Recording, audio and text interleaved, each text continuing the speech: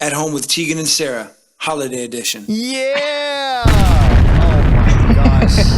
First of all, shouts to the Beanie Buddies in the house right here. We know what time of year it is. It's time to break out the woolen headwear. Yes, we do. We know exactly what's required for Christmas. Also, I love how none of us, apart from your yellow beanie, are looking remotely festive whatsoever. It's like we're not there yet. Tegan and Sara, it's great to see you. We've got a playlist to go through as well, which I'm excited about.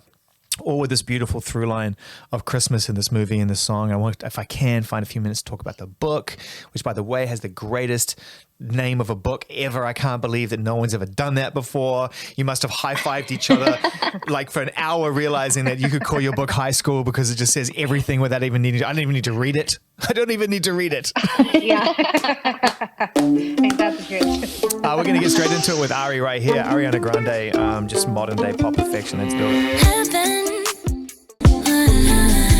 Wow, Make You Mine this season. How much have you harbored a desire to write a song like this? Tegan and Sara meet ABBA at a time when Christmas is needed more than ever. This song is just joy.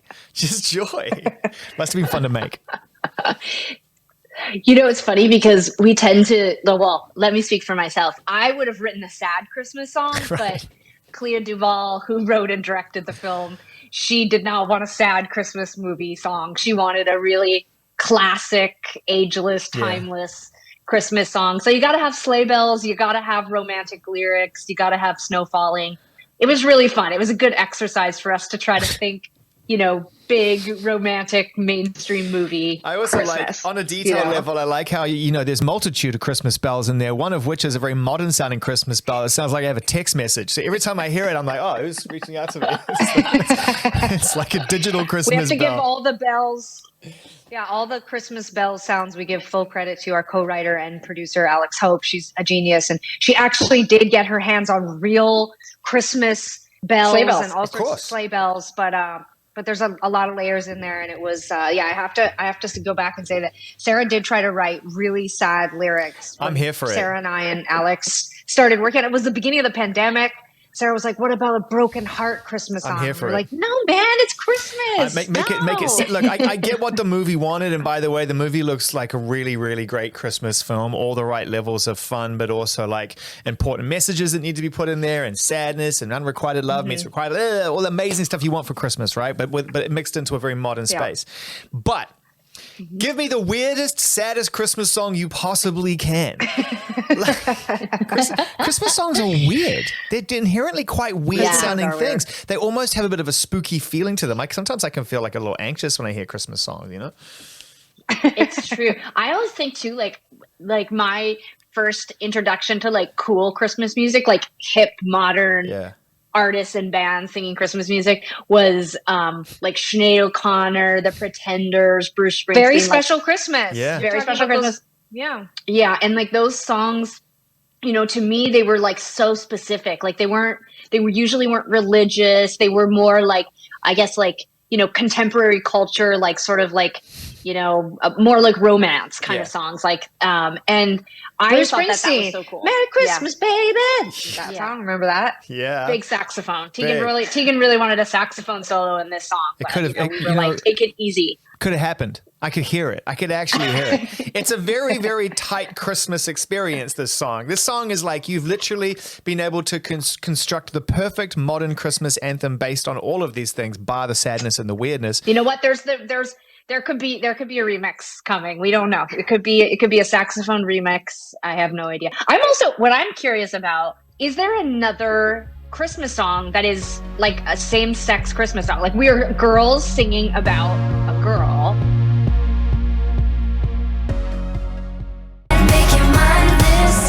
Tegan and Sara, I was so thrilled to know that we get a chance to connect at the end of what's been a really, really crazy year, and for lots of good reasons. And further to what you said before, I don't care whether you're trending up or trending down. You know, I always very much look forward to spending time talking with you because of all the things we've already talked about.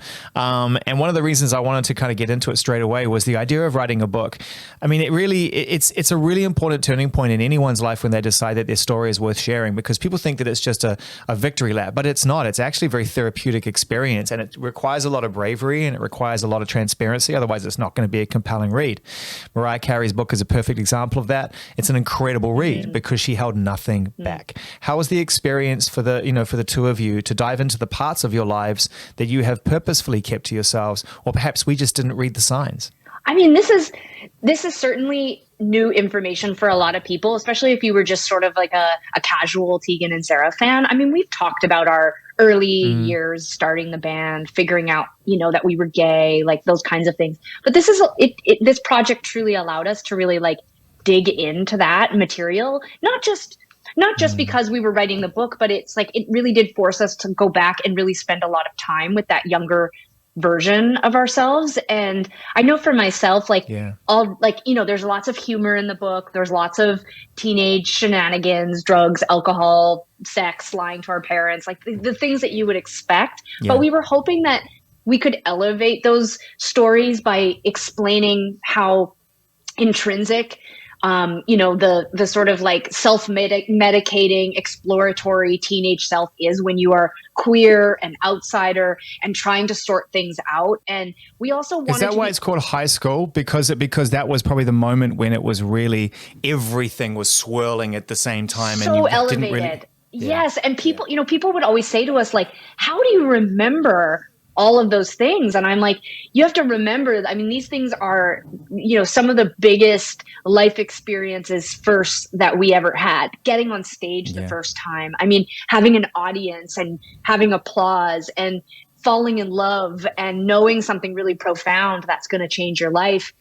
Those memories are like seared into our brains. And so to get to share that in a more sort of like expansive way was really, really fun. And hopefully we'll connect with people who, whether you had that experience or not, I think there's a lot in that story for people to like connect with.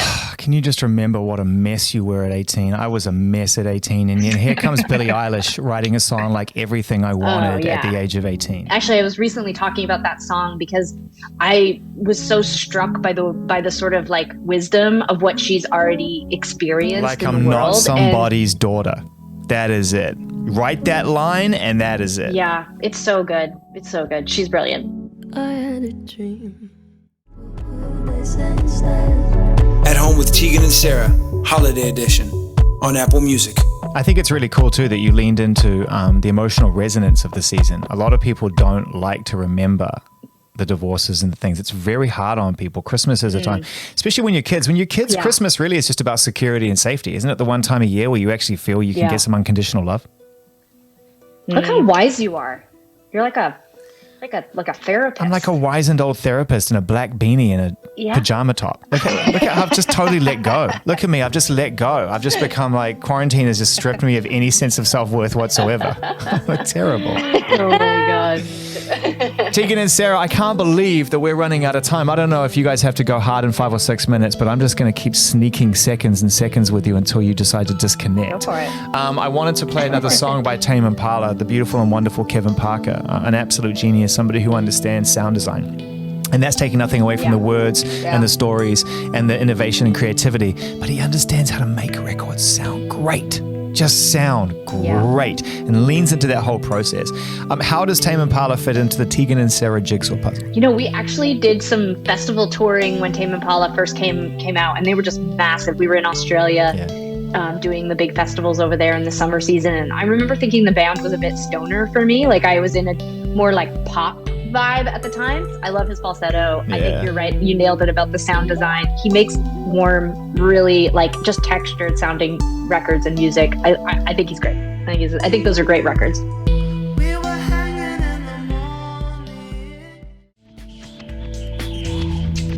Have you ever met Dolly Parton is the question, or gotten close, or had a moment? Not even close. She could be a robot. We have no clue. No, but we do have a really good Dolly Parton story that I cannot tell the whole version of. Unfortunately, some of it I'll is take what just I can in the get. vault for. All right, so one of the first time we ever went to the UK and Europe, we had just turned 20 years old, and the label sent an assistant out on the road with us. We flew to 5 or 6 different countries to play for our label at the time, which was Warner. There was this wonderful, wonderful, wonderful woman who was on the road with us. I'll never forget. Her name was Katina, and she worked at the label, and they sent her to basically kind of tour manage us, if you will. And she had just done the same route, but with Dolly Parton. And so she gave us these stories. I mean, we were the same age, and all three of us were just like, oh my God, you hung out with Dolly Parton. And she's like, fuck yeah, I was on airplanes with her. I was in hotel rooms with her. Amazing. And yeah, we got some very interesting stories. And even then, remember, this is like either 99 or 2000. We were like, is she covered in tattoos? Is the story true that she's covered in tattoos? And she's like, I never saw her arms. You never do. The thing about Dolly is that she's walked this incredible line between giving so much and holding so much back. And then it's incredible. It's really incredible. That is a trick. Yeah. And she can do that because when you're basically the most prolific, talented, versatile songwriter ever, potentially, you can do whatever you want. Hey, maybe I'll dye my hair. Oh, I'll be fine. At Home with Tegan and Sara, Holiday Edition, on Apple Music. We're just talking creative in life and the world around us with Tegan and Sara, our guests at Home for the Holidays right here. It's been a year, and it's been a year that it sounds like you've used in the most productive way you can, immersing yourself in, writing this song, collaborating with this film, working on these projects that you have forthcoming, finishing the book and getting that ready and everything else. But on a personal level, asking each of you personally what you've learned about yourself this year, about the stillness that at times is required even when your brain's going 100 miles an hour and you got shit on the plate to do. It's required stillness and self-reflection. How's your self-awareness levels, Tegan, and what have you sort of picked up for yourself this year? What's been a good thing? I mean, it feels terrible to say that this was a good year when it was such a terrible year in so many ways. Yeah. It was a devastating and awful year in a lot of ways, but it's not been often in our 20 years of adulthood that we've had the opportunity to stay in a place for 1 year. And I think there has been a lot of self-reflection and a lot of work internally. And I feel pretty grateful for that. And that's why I think I'll always look back on this year as actually being pretty great. But,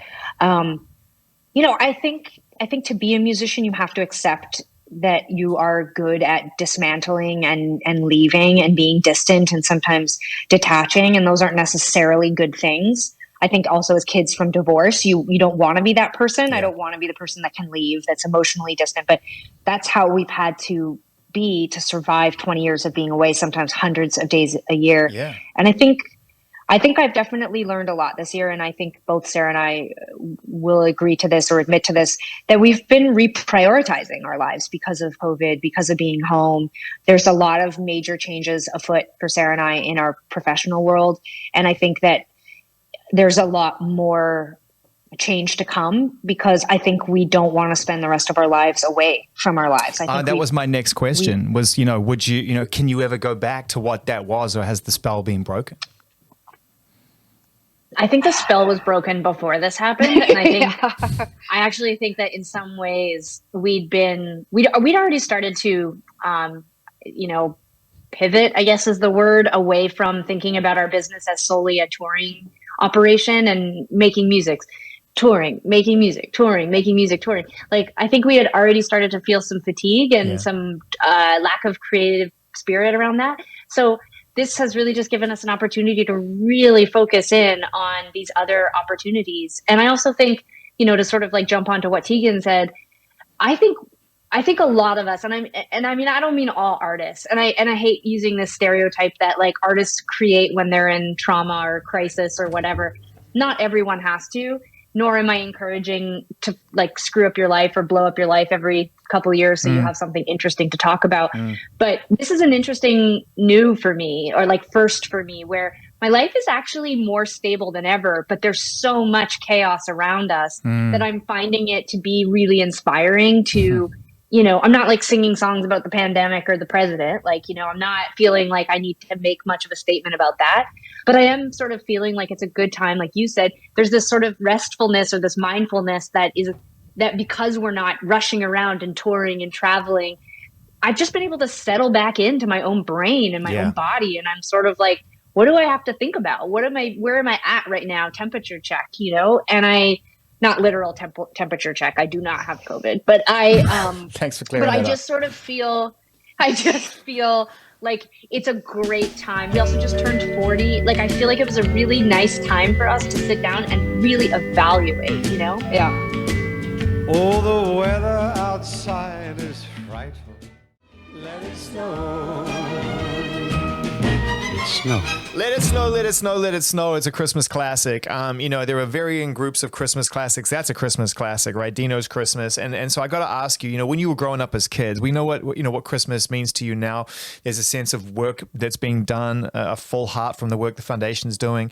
You're in Palm Springs where it's finally not unflinchingly hot and you get to actually have a good time. So there's lots of things that you've been able to build for yourselves. But what was Christmas like when you were younger? Like, what are the prevailing memories of Christmas when you were just kids before any of this great journey of discovery? We loved Christmas, although when I tell people how much I love Christmas, I always include things like we did have a divorced family, like our parents were divorced, Same. so we would spend Christmas Eve with our dad. Yep.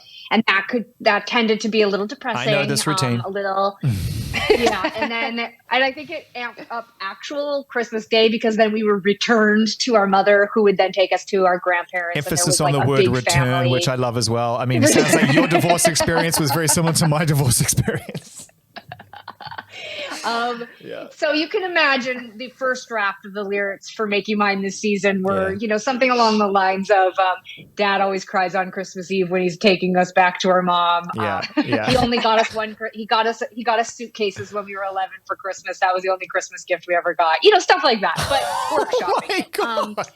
But I think no, I'm mostly kidding, sort of. No. That's for our second memoir. Dad, you're not She's kidding. not kidding. You're not kidding.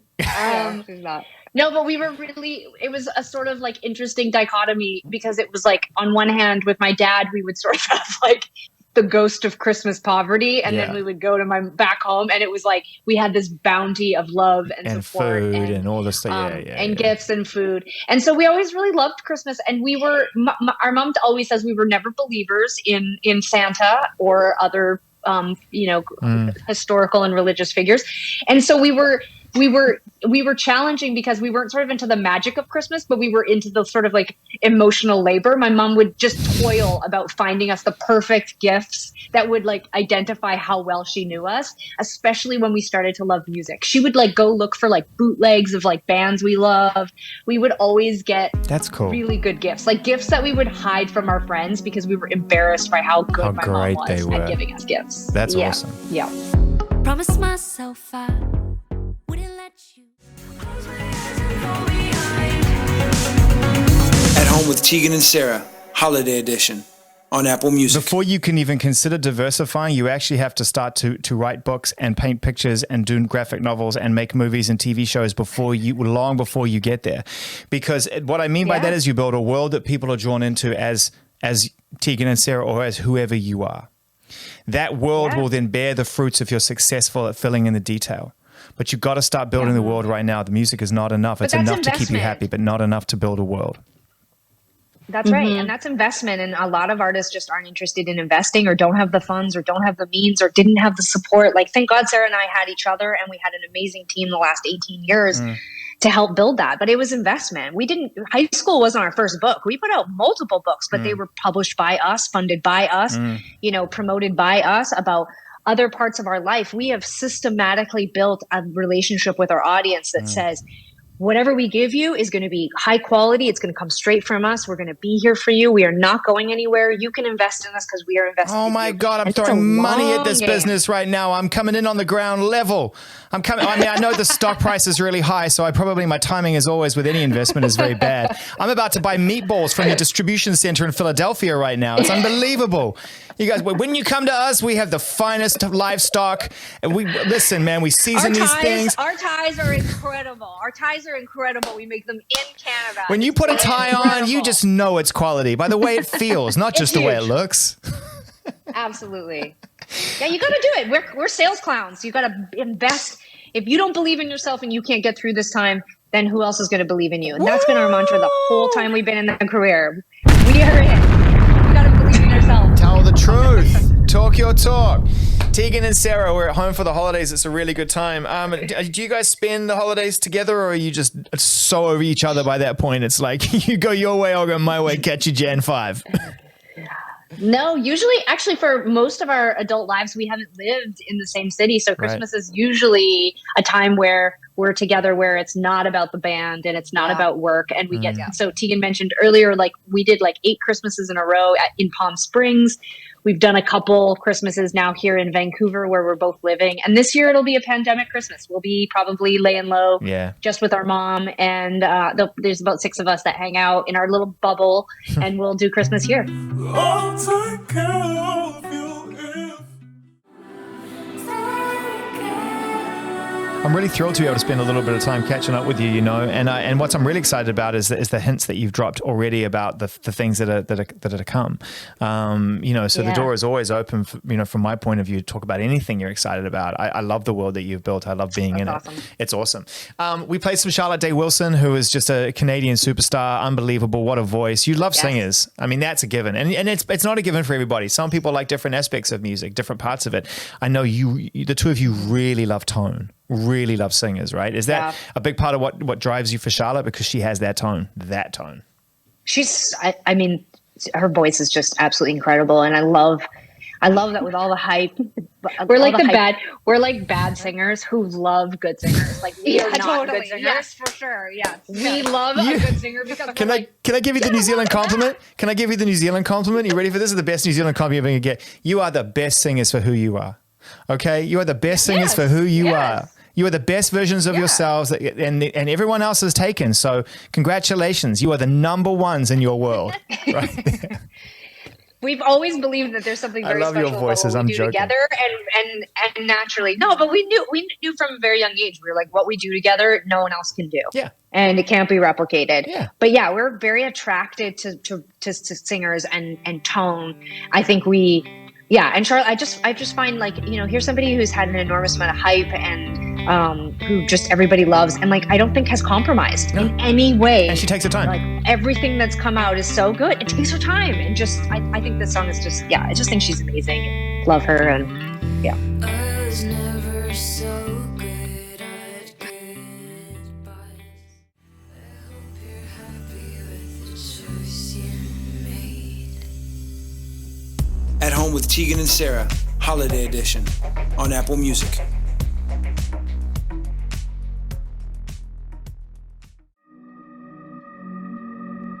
How are we going to end this good time party playlist? I mean, we're all schnapped and eggnogged up.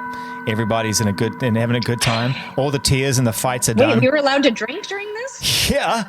Jeez. Every time I lean out of sight, what do you think I'm doing? I'm just knocking him back. I see a shot of eggnog. I see. I'm serious. Dino's Christmas. What do you think Dean Martin's doing right now, wherever Dean Martin is in another lifetime? He's knocking him back. What are we ending this with? I mean, I kind of almost want to go back into Make You Mine this season. I kind of almost want to just give it another run. Because you can't. We like that. You can't establish a classic Christmas song unless you overplay the shit out of it. It's got to be overplayed. That's right. How much have you harbored a desire to write a song like this? Tegan and Sara meet ABBA at a time when the Christmas is needed more than ever. This song is just joy. It's funny because we tend to, let me speak for myself. I would have written a sad Christmas song, but Clea Duvall, who wrote and directed the film, she did not want a sad Christmas movie song. She wanted a really classic, ageless, timeless Christmas song. So you got to have sleigh bells. You got to have romantic lyrics. You got to have snow falling. It was really fun. It was a good exercise for us to try to think, big romantic mainstream movie. I also Christmas, like on a detail level, I like how, there's multitude of Christmas bells in there. One of which is a very modern sounding Christmas bell. It sounds like I have a text message. So every time I hear it, I'm like, oh, who's reaching out to me? It's like a digital Christmas bell. We have to give all the bells. Yeah, all the Christmas bell sounds, we give full credit to our co-writer and producer, Alex Hope. She's a genius. And she actually did get her hands on real Christmas bells, and all sorts of sleigh bells. But there's a lot of layers in there. And it was, I have to go back and say that Sara did try to write really sad lyrics. I'm here for it. Sara and I and Alex started working. It was the beginning of the pandemic.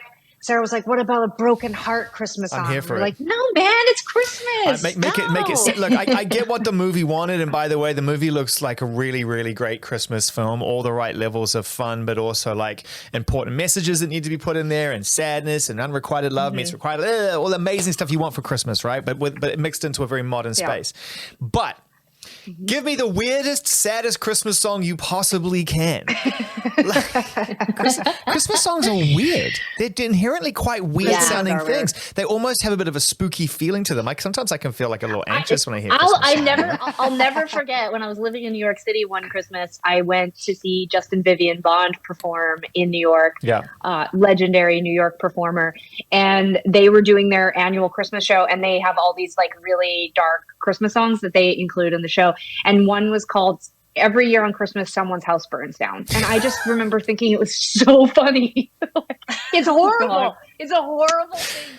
And yet it's true. It's a weird time. Like, it's a weird time. Anytime that the world, until this year, anytime that the world came together to do sort of the same thing at the same time, whether it's the holidays and whatever holiday you're celebrating, this is sort of the month to do it, is weird. It's so much energy that it just ultimately becomes a kind of surrealist, almost the stuff of nightmares on a bad day, right? Yeah. Now the pandemic has brought everybody... See, you've got a great theme for a song. It's Stuff of Nightmares. The Stuff of Nightmares. The Stuff of Nightmares. We should brainstorm offline sometime. Oh my God. Why you know don't what? the two of you write a Christmas song? Yes, I think so. And I couldn't decide which one of you I was going to choose because it was clear this interview was really just about who I was going to write with. But I've decided it's totally Sarah. It's Sarah. But It's totally Sarah. But I need to get a baby in there. It's got to just be like, wake up, baby. It's just a nightmare before Christmas. Tomorrow your dreams come true. It's there. Here's a working title. Baby, this year is going to be a nightmare. Wake up, baby! All right. Whatever you do for the next few weeks, keep it Christmas real. It's been great to see you. I cannot wait to catch up with you again. You're two of my favorite people on the planet. Lots of love to you. Take it easy. Thanks for having us. Thank you. Bye, guys. Bye-bye. Bye.